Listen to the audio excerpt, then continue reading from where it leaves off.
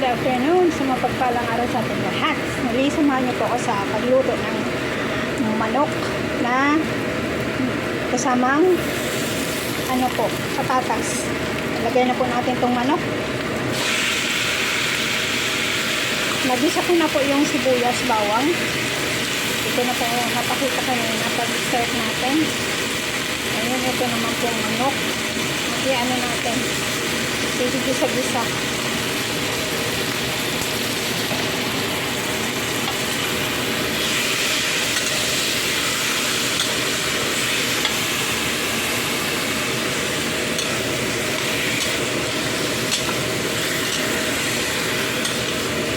Kasi sa video ko kung magalaw po kasi hawak lang po natin.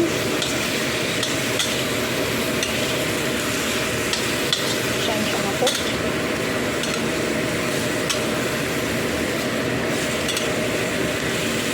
Then ilagay po natin itong pinag-prito natin patatas na pinag-set ko po kanina.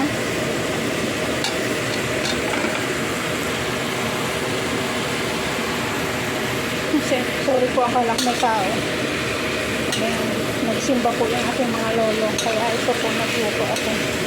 Nakapagdan po tayo mali nakapag-video.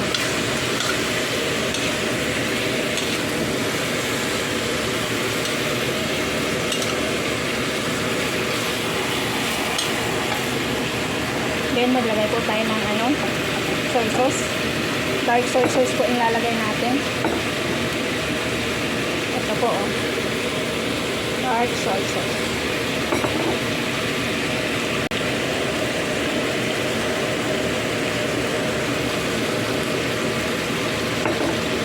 Tapos maglagay din po tayo ng oyster sauce. Kahit isang kutsara lang po.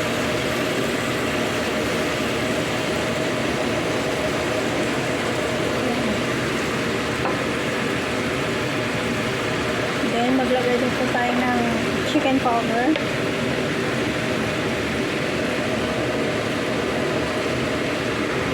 Tsaka ito pong sugar. Yung long na po yan, asukal.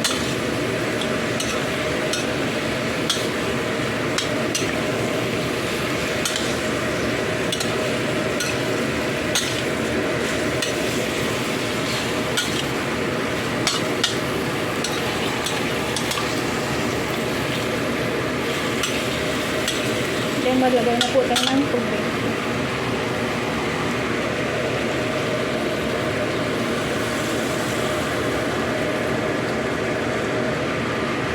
Yan. And then hayaan na lang po natin siyang kumulo until po yung ating manok is malambot na po. Pati ang patatas po. Yan po.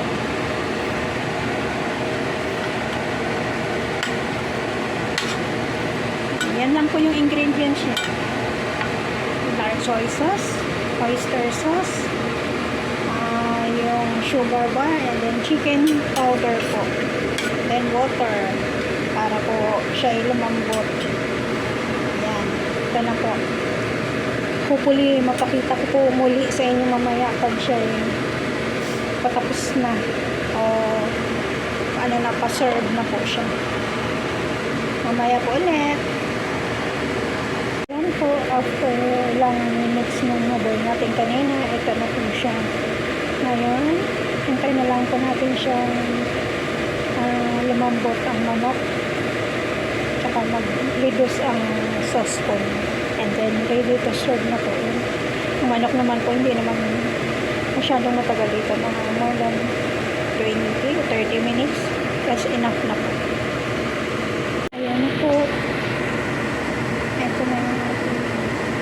Ito na ang ating finished product. Tapos na po siya.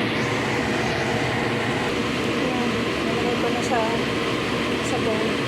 I-serve na po natin. At gutom na daw si Lola. Galing sa church. Ayan. Thank you very much po. God bless.